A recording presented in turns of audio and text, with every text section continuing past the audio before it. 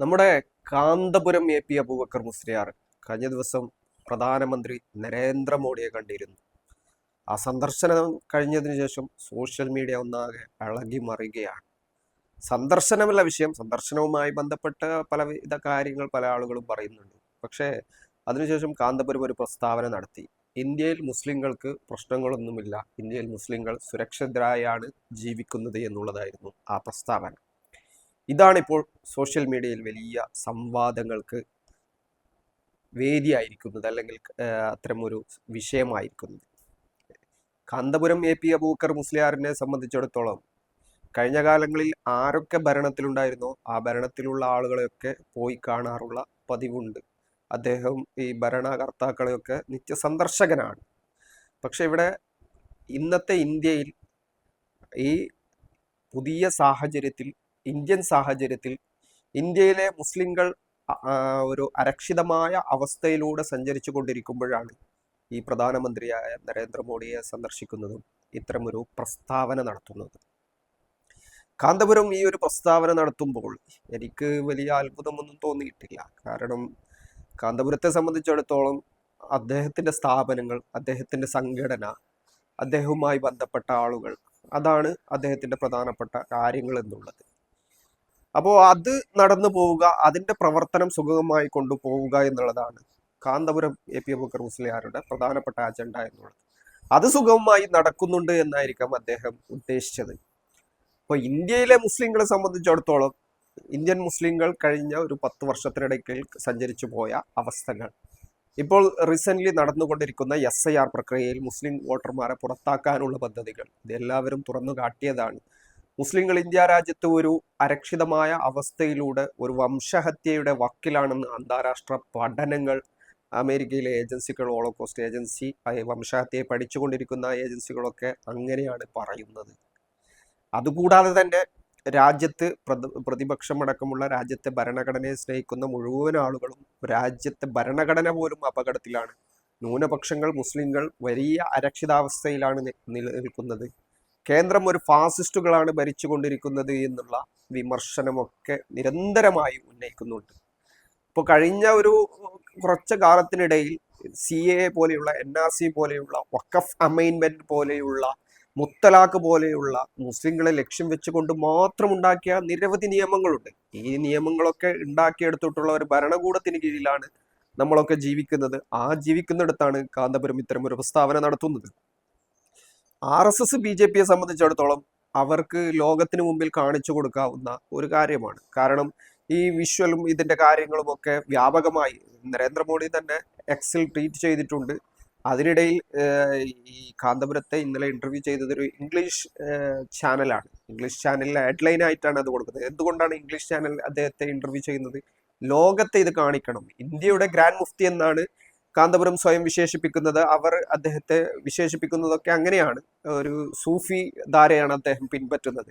അപ്പൊ അങ്ങനെ പിൻപറ്റുമ്പോൾ ഈ ലോകത്തിന് മുഴുവൻ ഇന്ത്യയിൽ മുസ്ലിങ്ങൾ ഒരു തരത്തിലുള്ള പ്രശ്നങ്ങളും അനുഭവിക്കുന്നില്ല എന്ന് ഇവിടെ ഭരിക്കുന്ന നരേന്ദ്രമോദിയുടെ നേതൃത്വത്തിലുള്ള സർക്കാരിനും RSSനും തുറന്നു കാണിക്കാനുള്ള ഒരു അവസരമായിരുന്നു ഇത് എന്നുള്ളത്. ഈ കാന്തപുരത്തിന്റെ സന്ദർശനവും ഈ കാര്യങ്ങളും എന്നുള്ളത്, മുസ്ലിങ്ങൾ ഒരു പ്രശ്നവും ഇന്ത്യയിൽ അനുഭവിക്കുന്നില്ല എന്നുള്ളത്. ഇനി ഇതിന്റെ മറ്റൊരു വശം പരിശോധിച്ചാൽ ശശികല ടീച്ചർ, പ്രതീഷ് വിശ്വനാഥ്, ഇങ്ങനെ തുടങ്ങിയ തീവ്ര വലതുപക്ഷ സംഘപരിവാറിന്റെ ആളുകളൊക്കെ ഈ ഫോട്ടോ ഇന്ന് പോസ്റ്റ് ചെയ്തിട്ടുണ്ട്. പത്മജ വേണുഗോപാൽ പറഞ്ഞിട്ട് പോസ്റ്റ് ചെയ്തിട്ടുണ്ട് ഫേസ്ബുക്കിൽ. എന്നിട്ട് അവരൊരു കുറിപ്പിട്ടിട്ടുണ്ട്, BJP ഇവിടെ പ്രശ്നമാണെന്ന് ഇടത് വലത് മുന്നണികൾ വ്യാപകമായി ദുഷ്പ്രചരണം നടത്തുകയാണ്. കാന്തപുരത്തെ പോലെയുള്ള ഒരു മഹാനായ പണ്ഡിതൻ പോലും ഇവിടെ മുസ്ലിങ്ങൾക്ക് ഒരു പ്രശ്നവുമില്ല BJPയുടെ അടുത്തു നിന്നും. BJP എന്നുള്ളത് എല്ലാവരെയും ഇൻക്ലൂസീവായി ഉൾക്കൊള്ളുന്നത് ഈ പാർട്ടിയാണ് എന്നുള്ള രീതിയിൽ പത്മജ വേണുഗോപാൽ അത് ഷെയർ ചെയ്തിട്ടുണ്ട്. പ്രതീഷ് വിശ്വനാഥ് ഇത് വലിയ മാറ്റമാണ് എന്ന് ഷെയർ ചെയ്തിട്ടുണ്ട്. ശശികല ടീച്ചർ ഷെയർ ചെയ്തിട്ടുണ്ട്. ഇങ്ങനെ പല ആളുകളും ഈ പോസ്റ്റ് ഷെയർ ചെയ്തിട്ടുണ്ട്. ജന്മഭൂമിയുടെ ഫ്രണ്ട് ലൈൻ ഫോട്ടോ തന്നെ ഇന്ന് ഈ പ്രസ്താവനയായിരുന്നു. എന്നാൽ ഇന്ത്യയിലെ മുസ്ലിങ്ങളെ സംബന്ധിച്ചിടത്തോളം കഴിഞ്ഞ ഒരു 10 വർഷത്തിനിടയിലുണ്ടായ സംഭവ വികാസങ്ങൾ, ബുൾഡോസർ രാജുകൾ, അതിനിടയിൽ നടന്ന പൗരത്വ സമരവുമായി ബന്ധപ്പെട്ട വലിയ പ്രശ്നങ്ങൾ, ജയ് ശ്രീറാം വിളികളുമായിട്ട് നിരന്തരമായി ആക്രമിക്കപ്പെടുന്ന ആൾക്കൂട്ട ആക്രമണങ്ങൾ, അതിനിടയിൽ നടന്ന മറ്റു സംഭവ വികാസങ്ങൾ, നിരന്തരമായിട്ട് വേഷം നോക്കി, ആളെ നോക്കി, പേര് നോക്കി രാജ്യത്ത് എവിടെയും മർദ്ദിക്കുന്ന ഒരവസ്ഥ. കഴിഞ്ഞ വർഷം തന്നെ 27ഓളം ആളുകൾ ഇത്ര ആൾക്കൂട്ട ആക്രമണങ്ങളിൽ മുസ്ലിങ്ങളായ ആളുകൾ കൊല്ലപ്പെട്ടിട്ടുണ്ട് എന്നാണ് ഔദ്യോഗിക കണക്ക് തന്നെ. അപ്പൊ അങ്ങനെയുള്ള ഒരു രാജ്യത്ത് കേരളത്തിന്റെ അവസ്ഥ പറഞ്ഞാൽ, കേരളത്തിൽ റിയാസ് മൗലവി അടക്കമുള്ള കൊടുങ്ങിയിൽ മതം മാറിയ ഫൈസൽ അടക്കമുള്ള ആളുകൾ കൊല്ലപ്പെട്ട ഒരു പശ്ചാത്തലത്തിൽ നിന്നുകൊണ്ടാണ് കാന്തപുരം ഒരു പ്രസ്താവന നടത്തുന്നത്. അഖ്ലാഖിനെ പോലെയുള്ള ബീഫിന്റെ പേരിൽ കൊല്ലപ്പെട്ട ജുനൈദിനെ പോലെയുള്ള മറ്റു നിരവധിയായ ആളുകൾ, അതിനിടയിൽ ഭരണഘടനയ്ക്ക് വേണ്ടി സംസാരിച്ചു എന്നതിന്റെ പേരിൽ, മോഡിയെ എതിർത്തു എന്നതിന്റെ പേരിൽ ഇന്നും ജയിലിൽ കഴിയുന്ന മുസ്ലിങ്ങളല്ലാത്ത ആളുകളും ഉണ്ടല്ലോ. ഇപ്പോൾ സഞ്ജീവ് ഭട്ട് 2002 ഗുജറാത്ത് കലാപത്തിൽ മോദിക്ക് പങ്കുണ്ട് എന്നുള്ള റിപ്പോർട്ട് സുപ്രീം കോടതിയിൽ സമർപ്പിച്ചു എന്നതിന്റെ പേരിൽ വേട്ടയാടി ഇപ്പോഴും ജാമ്യമില്ലാതെ അദ്ദേഹത്തിനെ ഒരു കേസിൽ ശിക്ഷിച്ച് ജയിലിലടച്ചിരിക്കുകയാണ്. പിന്നീട് നിരവധി ആളുകൾ ഈ രീതിയിലുള്ള ജയിലിലടക്കൽ, ആക്ടിവിസ്റ്റുകൾ, സ്റ്റാൻ സാമിയുടെ കഥ, ഹാനി ബാബുവിന്റെ കഥ, ഇങ്ങനെ ഗൗരി ലങ്കേഷ് കൊല്ലപ്പെടുന്നു. ഇങ്ങനെ ആക്ടിവിസ്റ്റുകളും അല്ലാത്ത ആളുകളും ഒക്കെ ഈ ഒരു രീതിയിൽ വേട്ടയാടപ്പെടുന്ന ഒരു രാജ്യത്ത് പ്രതിപക്ഷ നേതാവ് രാഹുൽ ഗാന്ധിയോട് പോലും ഈ ഭരണകൂടം പറയുന്നത്, സർക്കാർ പറയുന്നത് അംഗത്വം റദ്ദാക്കുമെന്നാണ്, അല്ലെങ്കിൽ പാർലമെന്റിന്റെ അംഗത്വം റദ്ദാക്കുമെന്നാണ് ഇത് ചൂണ്ടിക്കാണിച്ചതിന്റെ പേര്. അപ്പൊ രാജ്യം ഇത്തരം കലുഷിതമായ അവസ്ഥകളിലൂടെ പോകുമ്പോൾ മുസ്ലിങ്ങളായ ആളുകൾ വിവിധ സംസ്ഥാനങ്ങളിൽ രാജ്യത്തു നിന്ന് പുറത്തള്ളുംപെടുമെന്നുള്ള കാര്യങ്ങൾ സംബന്ധിക്കുമ്പോൾ, അസ്സാം പോലെയുള്ള ഒരു സംസ്ഥാനത്ത് അവിടുത്തെ മുഖ്യമന്ത്രി തന്നെ ഇത്തരം വിദ്വേഷപരമായ പോസ്റ്ററുകൾ പ്രചരിപ്പിക്കുന്ന ഒരു സമയത്ത് ആണ് കാന്തപുരം ഈ പ്രസ്താവന നടത്തുന്നത്. ഈ പ്രസ്താവന അന്തിമമായിട്ട് വിലയിരുത്തുമ്പോൾ ഇത് BJPയും RSSും ലോകത്തിന് മുമ്പിൽ അവരുടെ PR വർക്കിന് വേണ്ടി ഉപയോഗപ്പെടുത്തുന്ന ഒരു കാര്യമാണ്. അതിനു വേണ്ടിയിട്ടാണ് ഈ കാര്യം ചെയ്തിട്ടുണ്ട്. മറുഭാഗത്ത് കാന്തപുരത്തെ സംബന്ധിച്ചിടത്തോളം നിരന്തരമായിട്ട് എല്ലാവരെയും ടാർഗറ്റ് ചെയ്തുകൊണ്ട് പ്രവർത്തിക്കുന്ന ഒരു ഭരണകൂടത്തിന് കീഴിൽ തങ്ങളുടെ പ്രവർത്തനം സ്വസ്ഥമായിട്ട് നടത്താം എന്ന നേട്ടമാണ് ഇതിനുണ്ടായിരിക്കുന്നത്. പരമ്പരാഗതമായിട്ട് ഭരണകൂടങ്ങളെ, സർക്കാരുകളെ തൃപ്തിപ്പെടുത്തി മുമ്പോട്ട് പോയാൽ മാത്രമേ, കാന്തപുരത്തെ സംബന്ധിച്ചിടത്തോളം കേരളത്തിൽ വലിയ വിദ്യാഭ്യാസ സ്ഥാപനങ്ങളുണ്ട്, ഒരുപാട് സ്ഥാപനങ്ങളുണ്ട്, മർക്കസ് അടക്കമുള്ള നിരവധി ഫണ്ടുകൾ ഇന്ത്യ രാജ്യത്തു നിന്ന് പുറത്തു വരുന്നുണ്ട്. അപ്പോൾ ആ ഫണ്ടുകളൊക്കെ കേന്ദ്രം വിചാരിച്ചാൽ നിമിഷ നേരം കൊണ്ട് ഇല്ലാതാക്കാൻ പറ്റും, അതൊക്കെ നിർത്തലാക്കാൻ പറ്റും. അതൊക്കെ എത്രയോ ആളുകളുടെ അനുഭവത്തിൽ കഴിഞ്ഞ കാലങ്ങളിൽ ഉണ്ടായിട്ടുള്ളതാണ്. അപ്പൊ അങ്ങനെയുള്ള നിരവധി പ്രശ്നങ്ങളുണ്ട്. ആ പ്രശ്നങ്ങളൊക്കെ നിലനിൽക്കുമ്പോൾ തങ്ങളുടെ സംഘടനയുടെ പ്രവർത്തനവും തങ്ങളുടെ സ്ഥാപനങ്ങളുടെ പ്രവർത്തനങ്ങളും ഒക്കെ സുഗമമായി നടത്തി പോകണമെങ്കിൽ ഈ ഒരു വഴി സ്വീകരിച്ചേ മതിയാവും. അതൊരു യാഥാർത്ഥ്യമാണ്. ആ യാഥാർത്ഥ്യത്തിൽ നിന്നാണ് കൊണ്ടാണ് കാന്തപുരം സംസാരിച്ചിട്ടുള്ളത്. പിന്നെ പുറത്ത് നടക്കുന്ന കാര്യങ്ങൾ, കാന്തപുരത്തിനും അദ്ദേഹത്തിന് സംഘടനയ്ക്കും പ്രശ്നമില്ല എന്ന് പറഞ്ഞുകൊണ്ട് ഇന്ത്യ രാജ്യത്തിലെ ജനവിഭാഗങ്ങൾക്ക് അത് പ്രശ്നമില്ല, ഇന്ത്യയിലെ മുസ്ലിങ്ങൾക്ക് പ്രശ്നമില്ല എന്നുള്ള രീതിയിൽ അതിനെ ദുർവ്യാഖ്യാനം നടത്തുന്നതിൽ അർത്ഥമില്ല എന്ന് തോന്നുന്നു. കാരണം ഇവിടെ ആൾക്കൂട്ട ആക്രമണങ്ങൾ, ബുൾഡോസർ രാജുകൾ, പേര് ചോദിച്ചുള്ള മർദ്ദനങ്ങൾ, ഈ CA പോലെയുള്ള നിയമങ്ങൾ, NRC പോലെയുള്ള നിയമങ്ങൾ, പൗരത്വ പ്രതിഷേധത്തെ തുടർന്നുണ്ടായ നടപടികൾ, UAPA പോലെയുള്ള കരിനിയമങ്ങൾ ഉപയോഗിച്ചുകൊണ്ട് രാജ്യത്ത് വിചാരണ തടവുകാരായി ആയിരക്കണക്കിന് ആളുകൾ ജയിലിൽ കഴിയുന്ന ഒരു രാജ്യത്ത് നിന്നും ഇത്തരമൊരു പ്രസ്താവന നടത്തുന്നു എന്നുള്ളതാണ്. അപ്പോൾ ഈ ഒരു ഭയപ്പാടിന്റെ എല്ലാ അന്തരീക്ഷത്തിലും നിന്നുകൊണ്ട് ഈ പ്രസ്താവന നടത്തുന്നത് അവരവരുടെ താല്പര്യങ്ങൾ മുൻനിർത്തിയാണ്, അവരവരുടെ നിലനിൽപ്പിന് വേണ്ടിയാണ്. ഒരു രാജ്യത്തെ സംബന്ധിച്ചിടത്തോളം ഇന്ന് അതിന്റെ വലിയ കോലാഹലങ്ങൾ ഉണ്ടായതിനു ശേഷം അതിനെ വിശദീകരിച്ചുകൊണ്ട് ഖലീൽ തങ്ങൾ, കാന്തപുരത്തിന്റെ തന്നെ സംഘടനയുടെ മറ്റൊരു മുഖമായ ഖലീൽ തങ്ങൾ പറഞ്ഞത്, അത് ഇന്ത്യൻ ഭരണഘടന എന്നുള്ള ഒരു കാര്യമുണ്ട്, ആ ഭരണഘടന ആണ് ഇവിടെ സുരക്ഷിതത്വം ഒരുക്കുന്നത് എന്നാണ് അദ്ദേഹം ഉദ്ദേശിച്ചത് എന്നതാണ്. ആ ഭരണഘടന തന്നെ അപകടത്തിലാക്കുന്ന പ്രവണതകളാണ് ഈ നിലവിൽ ഭരിച്ചുകൊണ്ടിരിക്കുന്ന ഭരണകൂടങ്ങൾ നടത്തിക്കൊണ്ടിരിക്കുന്നത്. ഭരണഘടനാ വിരുദ്ധമായ നിയമങ്ങൾ ഉണ്ടാക്കുന്നു എന്നുള്ള വിമർശനങ്ങളും പ്രതിഷേധങ്ങളും രാജ്യത്തുണ്ടാവുന്ന ഒരു പശ്ചാത്തലത്തിലാണ് ഈ രാജ്യത്തെ ജനങ്ങൾ ജീവിച്ചു കൊണ്ടിരിക്കുന്നത്. രാജ്യത്തെ അക്കാദമിസ്റ്റുകൾ മുതൽ രാജ്യത്തെ മുസ്ലിങ്ങളല്ലാത്ത നിരവധി ആളുകൾ ഈ ഒരു ഭരണഘടന സംരക്ഷിക്കണമെന്നുള്ള നിലപാടുമായിട്ട്, ഈവൻ രാഹുൽ ഗാന്ധി പോലും ഇപ്പോൾ എന്താണ്, ഭരണഘടന ഉയർത്തിപ്പിടിച്ചുകൊണ്ടുള്ള സമരങ്ങളാണ് നടത്തുന്നത്.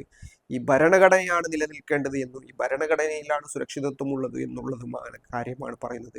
പക്ഷെ ആ ഭരണഘടന നിലനിൽക്കുന്ന കാര്യത്തിൽ രാജ്യത്താണ് ഈ ബുൾഡോസർ രാജുകൾ, ആൾക്കൂട്ട ആക്രമണങ്ങൾ, വിദ്വേഷ പരാമർശങ്ങൾ, വർഗീയ പ്രസംഗങ്ങൾ ഇത് നിർബാധം തുടർന്നുകൊണ്ടിരിക്കുകയാണ്. സംവിധാനങ്ങൾ തന്നെ, ഭരണകൂട സംവിധാനങ്ങൾ തന്നെ ഇത്തരത്തിൽ പ്രവർത്തിച്ചു കൊണ്ടിരിക്കുകയാണ്. അപ്പോൾ അങ്ങനെയുള്ള ഒരു അന്തരീക്ഷമാണ് രാജ്യമെമ്പാടും ഉള്ളത്.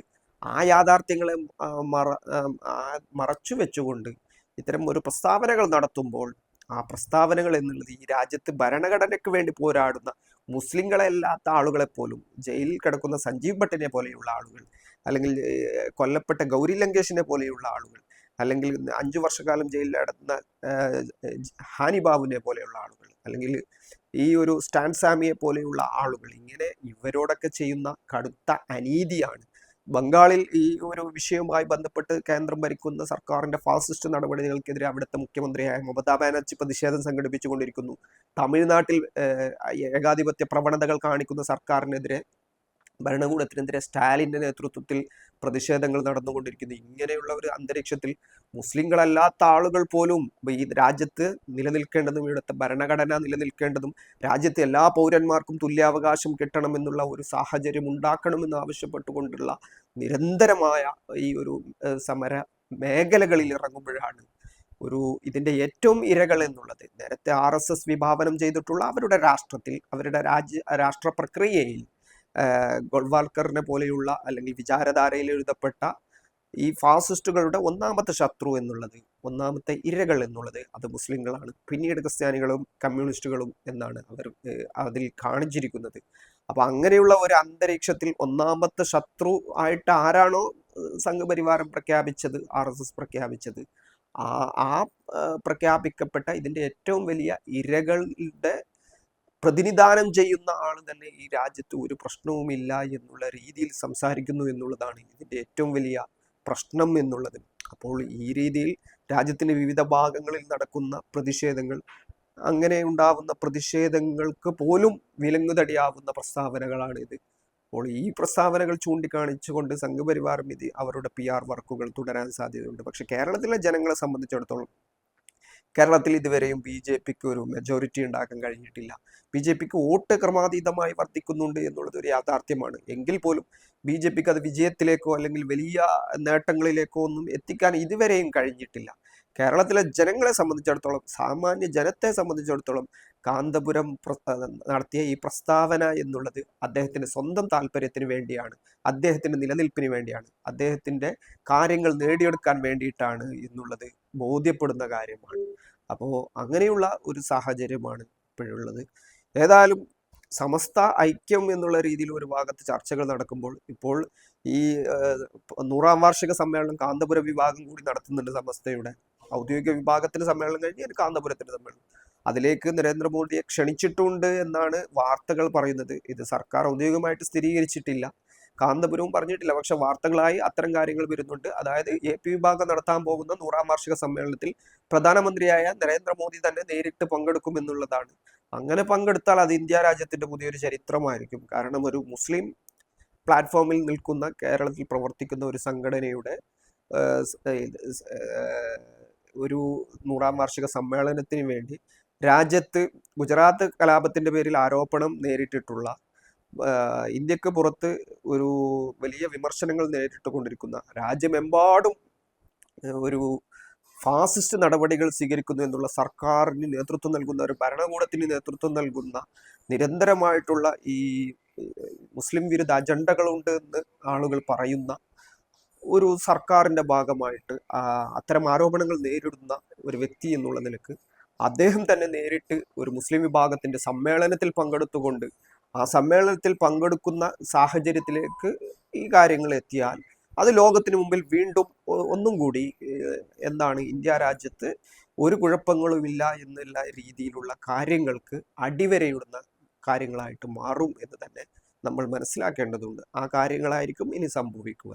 ഏതായാലും കാന്തപുരം അദ്ദേഹത്തിന്റെ സുരക്ഷിതത്വമായ ഒരു മേഖലയിൽ നിന്നുകൊണ്ടുള്ള പ്രവർത്തനങ്ങൾക്ക് നടപ്പിലാക്കാൻ വേണ്ടിയിട്ടുള്ള ചില കാര്യങ്ങൾ മാത്രമാണ് ഇപ്പോൾ ചെയ്തിട്ടുള്ളത് എന്ന് വേണം വിലയിരുത്താൻ. RSSനെ സംബന്ധിച്ചിടത്തോളം അവർക്ക് അവരുടെ PR വർക്കുകൾക്ക് ഉപയോഗിക്കാൻ ഏറ്റവും നല്ല ഒരു വടി കിട്ടി, അല്ലെങ്കിൽ ഏറ്റവും നല്ല ആയുധം കിട്ടി എന്ന് തന്നെ പറയാം. അവർക്കെതിരെ ഇവർ പ്രചരിപ്പിക്കുന്ന മറ്റുള്ള രാഷ്ട്രീയ പാർട്ടികൾ, CPM-ഓ കോൺഗ്രസോ അല്ലെങ്കിൽ മറ്റു ഇന്ത്യയിലെ മതേതരരായ രാഷ്ട്രീയ പാർട്ടികളൊക്കെ അവർക്കെതിരെ നിലപാട് പറയുന്ന, അല്ലെങ്കിൽ രാഹുൽ ഗാന്ധി ഉയർത്തുന്ന രാഷ്ട്രീയം ഇതൊക്കെ വെറുതെയാണെന്നും പൊള്ളയാണെന്നും തങ്ങൾ എന്നുള്ളത് ഈ രാജ്യത്ത് എല്ലാ വിഭാഗം ജനങ്ങളെയും മുസ്ലിങ്ങളെ അടക്കം കൃത്യമായിട്ട് അവരെയൊക്കെ സ്വന്തം നിലക്ക് സംരക്ഷിച്ചു നിർത്തുന്ന ഒരു ഭരണകൂടമാണ് എന്നും തങ്ങൾക്ക് ആരോടും വിരോധമില്ല എന്നും മുസ്ലിങ്ങൾ തന്നെ പറയുന്നു എന്നുള്ള രീതിയിൽ പ്രചരിപ്പിക്കാൻ കഴിയുമെന്ന് തന്നെയാണ് ഇതിൻ്റെ ഏറ്റവും വലിയ ഗുണം എന്നുള്ളത്.